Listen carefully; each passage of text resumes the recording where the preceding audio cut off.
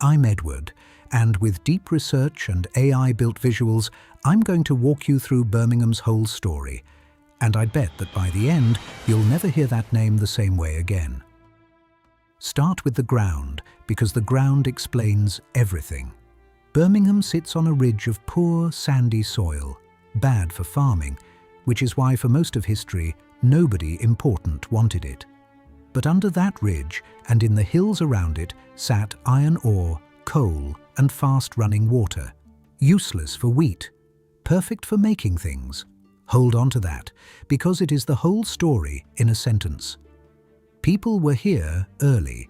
Up in Sutton Park, on the city's northern edge, there are Bronze Age burnt mounds, heaps of cracked stone left by people boiling water around 3,500 years ago, and nobody is entirely sure why.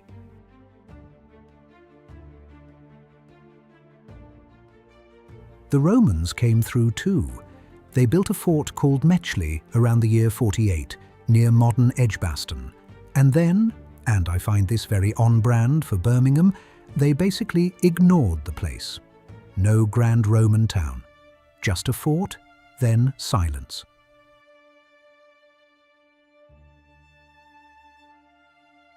The name we use today comes from the people who arrived next. Anglo-Saxon settlers led, the theory goes, by a man called Birmingham, the home of Biorma's people. Say it out loud and 1,000 years just collapses. Birmingham, Birmingham. When the Normans count England in the Domesday Book of 1086, Birmingham is almost nothing, a manor of about 9 households valued at 20 shillings. One of the poorer corners of Warwickshire. If you had visited then and someone told you this mud patch would one day outproduce empires, you would have laughed in their face. The turning point, the real birth of the city, is a single business decision in 1166.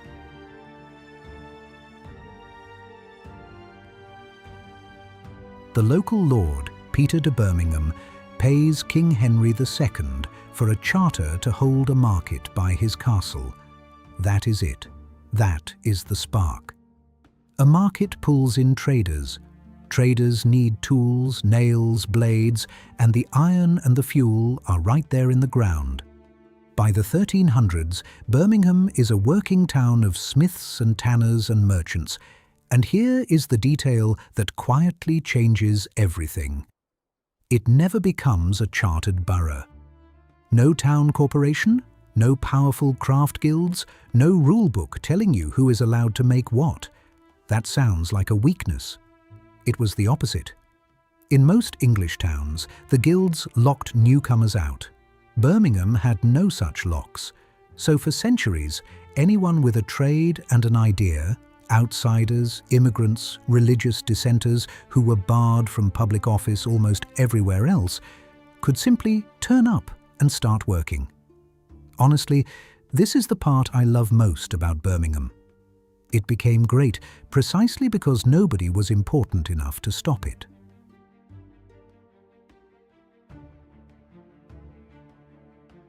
By 1538, the traveller and royal antiquary John Leland rides through and writes that the town rings with the noise of smiths and that most of its trade is in knives and ironware. The town has chosen what it is, metal. That choice gets it into trouble. When the English Civil War tears the country apart in the 1640s, Birmingham backs Parliament and, more practically, makes sword blades for Parliament's armies, thousands of them. The town's blade makers become a target. In 1643, Prince Rupert, the king's dashing young cavalry commander, storms the town. Houses are burned, the place is plundered, and around 15 residents lose their lives. People at the time call it the burning of Birmingham. It is an early, hard lesson that making weapons for one side puts you on the map in ways you would never choose. After that, ironwork in Birmingham quietly tilts toward firearms.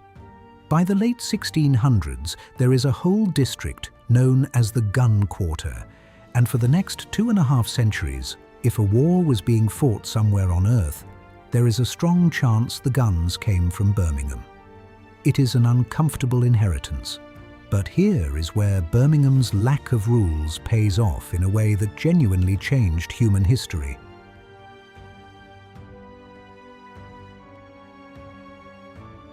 Because the town welcomed nonconformists and freethinkers, it filled up through the 1700s with exactly the kind of restless, curious, slightly obsessive minds that the rest of England's institutions had no room for. And a handful of them started having dinner together. They called themselves the Lunar Society. They met on the Monday nearest the full moon, not for anything mystical, but so they would have moonlight to ride home by. And they cheerfully nicknamed themselves the Lunatics. But look at who was around that table. Matthew Boulton, the great manufacturer whose Soho works employed around 1,000 people and turned out everything from buttons to coinage for half the world. James Watt, the Scottish engineer whose improved steam engine is, more or less, the machine that starts the modern industrial age. And it was Boulton's Birmingham money and Birmingham factory that turned Watt's idea into a working, selling reality. Joseph Priestley, the chemist who isolated oxygen. Erasmus Darwin, physician, poet, and grandfather of Charles Darwin. William Murdoch, who lit his own house with gas decades before anyone believed streets could be. And William Withering, keep this name in your head, a doctor who worked out that a carefully measured extract of the Foxglove plant could steady a failing heart. That extract is digitalis. Versions of it are still in cardiac medicine today. There is a real, genuine chance that a discovery made by a member of a Birmingham dinner club in the 1780s has, at some point, kept someone you love alive. Pause on that group for a second, because it deserves it. In one provincial town, in one set of friendships, you have steam power, modern chemistry, modern heart medicine, and the early sparks of evolutionary thinking. People sometimes ask where the Industrial Revolution actually happened. A serious and honest chunk of the answer is around a dinner table in Birmingham, by candlelight, once a month. Not everyone loved these men. Priestley was a religious and political radical who openly supported the French Revolution, and in 1791 a mob, encouraged, many historians believe, by respectable people who should have known far better, spent 3 days attacking the homes and chapels of Birmingham's dissenters. They burned Priestley's house, his laboratory, and his life's papers. He fled and eventually left England for good, ending his days in America. Birmingham could invent the future. It could also, when frightened, turn on the very people inventing it. Both of those things are true, and an honest story does not hide the second one. There is also, by this point, a hidden network making all of it possible. Birmingham has no real river, a serious problem for a city that needs to haul coal in and heavy goods out. So Birmingham digs. From 1769, the engineer James Brindley cuts the first canal into the town, and over the following decades, the city becomes the knotted centre of an enormous canal network. Those still narrow working waterways carried the whole Industrial Revolution on their backs: coal, iron, and finished goods, all of it moving by horse-drawn barge. Today, cleaned up and lined with cafes and flats, the very same canals carry tourists. The city simply repurposed its own veins. Quick question while we are here. When I say a city that invented the modern world, which one came into your head first? Drop it in the comments. I am genuinely curious what people say.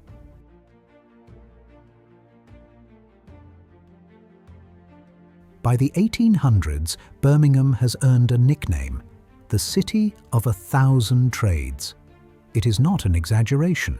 While other industrial towns bet everything on one product, cotton in Manchester, wool in Leeds, Birmingham made everything, in thousands of small workshops. buttons, buckles, pins, toys, jewellery, locks, nails, pen-nibs, and far more. The pen-nibs deserve a moment. In the 19th century, the steel pen-nib, the thing the entire literate world wrote with before the fountain pen, was overwhelmingly a Birmingham product. At its height, the city was producing the vast majority of all the pen-nibs made anywhere on earth, manufacturers like Joseph Gillett growing rich by arming the planet with the simple ability to write.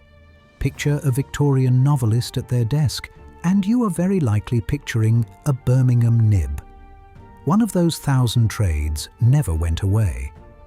In a district just northwest of the centre, jewellers and goldsmiths clustered so tightly that it became known simply as the Jewellery Quarter. It has been producing rings, chains and fine metalwork since the late 1700s, and astonishingly, it still is. To this day, a remarkable share of all the jewellery made in Britain comes out of that one small Birmingham neighbourhood. If there is a British-made gold ring on a hand near you, there is a decent chance it began life there. Birmingham also handed the English language a word. The old dialect name for the town was Brummagem, and because the place turned out so much cheap, mass-produced, sometimes frankly counterfeit metalware, Brummagem became an English word meaning shoddy or fake.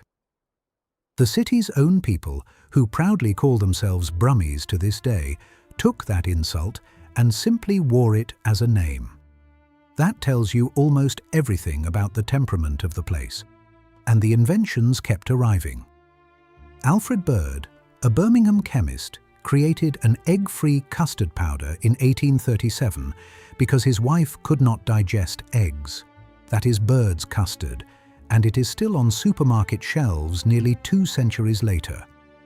Across town, the firm of Joseph Hudson perfected the pea whistle, the Acme Thunderer. It was taken up by police forces and, famously, by football referees. The sharp blast you hear at every match on the planet traces directly back to a small Birmingham workshop, and Acme whistles were even carried on the Titanic. The city minted coins not only for Britain, but for governments across the globe. It electroplated, it stamped, it pressed, it cast. If it was small, made of metal, and useful, Birmingham probably made millions of it. Birmingham also discovered, in this same century, that it could move the entire country politically. In 1830, a banker named Thomas Atwood founded the Birmingham Political Union, a mass movement demanding that ordinary working men get the vote. Birmingham, remember, was by then a huge industrial town that sent no members to Parliament at all, taxation and no representation, in the most literal sense. The Union held vast, disciplined, peaceful gatherings, tens of thousands of people strong, and the pressure they built became a major force behind the Great Reform Act of 1832, the law that began dragging Britain toward genuine democracy.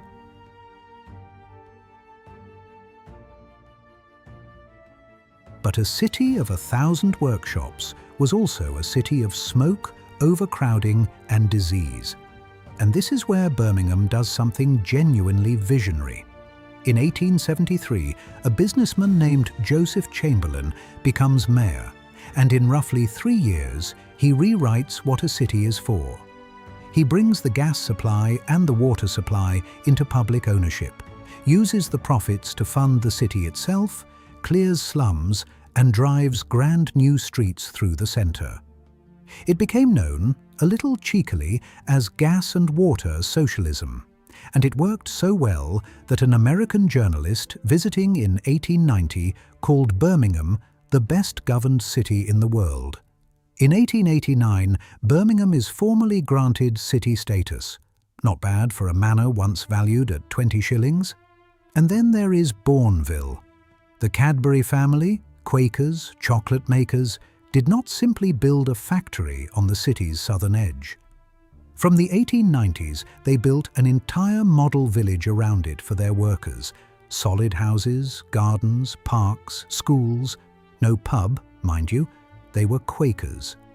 But the idea that ordinary working people deserved space, light and dignity was, for its time, close to radical. Bournville is still there. People still live in it and still queue for the chocolate. One more 19th century Birmingham child is worth meeting. A boy named John Ronald Reuel Tolkien grew up on the city's green southern edge, near a working watermill at Sarahole. Two strange Victorian towers close to his childhood home, Perrott's Folly and the old Waterworks Tower, are widely believed to have fed straight into the two towers of Middle-earth. The Shire, Tolkien said himself, was essentially the gentle countryside on Birmingham's doorstep, the world as it was just before the factories swallowed it.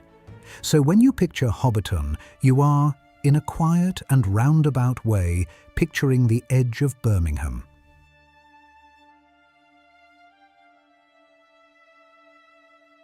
The 20th century turns the city into the workshop of an empire at war.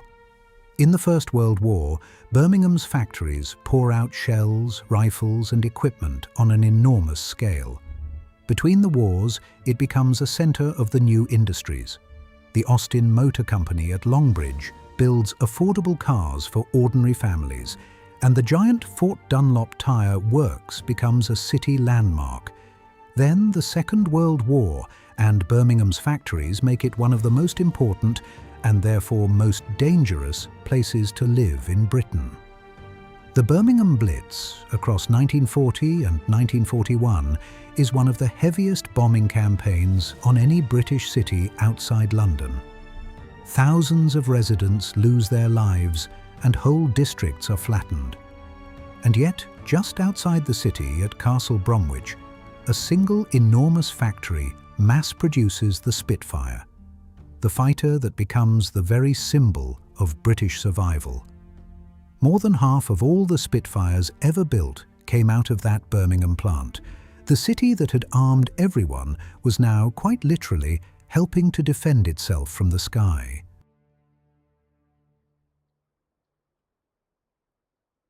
After the war, Birmingham rebuilds fast and not always beautifully. The 1960s bring the concrete Bullring shopping centre, and in 1972 comes Spaghetti Junction, a motorway interchange so gloriously tangled it became a national joke and a strange badge of pride at the same time. The old industries slowly fade. The car plants shrink. For a while, the city genuinely loses its sense of itself. But Birmingham keeps inventing, just in unexpected directions. In 1968, in the working-class district of Aston, 4 young men form a band. The guitarist, Tony Iommi, had lost the tips of 2 fingers in an accident in a Birmingham sheet metal factory, so he loosened and down-tuned his guitar strings to make them bearable to play. That heavy, dark, low, grinding sound, born directly from an industrial injury in a Birmingham workshop, became the band Black Sabbath, and Black Sabbath, more than anyone alive, invented heavy metal. An entire global genre of music traces back to a factory accident in Aston. I still find that almost too perfect to be true. There is a bigger story sitting behind the modern city too. After the Second World War, as Britain rebuilt, Birmingham's factories and foundries badly needed workers, and people came from the Caribbean, from India, Pakistan, Bangladesh, Ireland, and far beyond to take the jobs and build new lives. They reshaped the place completely.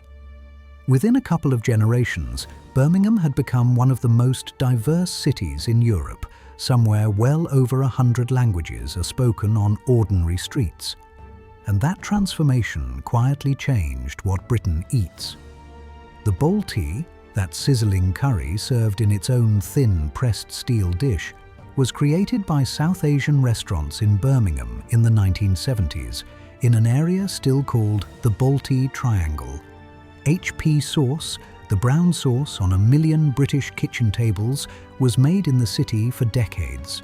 The workshop of the empire had slowly become a genuine meeting point of the world. And here is where the long story finally lands. Today, Birmingham is Britain's second largest city and one of the youngest cities in Europe. People under 25 make up close to 40% of the population. It has more miles of canal than Venice, a fact a proud Brummie will tell you within about 90 seconds of meeting you.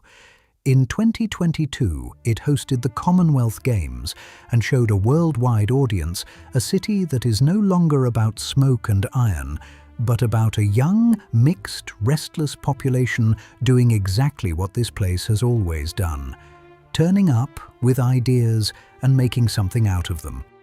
From a 20-shilling manor that nobody wanted, to the city of 1,000 trades, to the birthplace of heavy metal itself, that ridge of bad farming soil did rather well in the end. So tell me, what did you genuinely not know before this? The whistle? The custard? The foxglove? And the failing heart? Put it in the comments, because I read them, and they shape what I make next. And tell me which place, which people, which corner of the map you would like me to take you through after this one. I'm Edward. The videos coming next are going to be sharper and deeper than anything I have made so far. So if you would like to be there for them, you already know where the subscribe button is hiding. Birmingham was built by people who refused to wait for permission. Neither, I think, should we. Thanks for watching.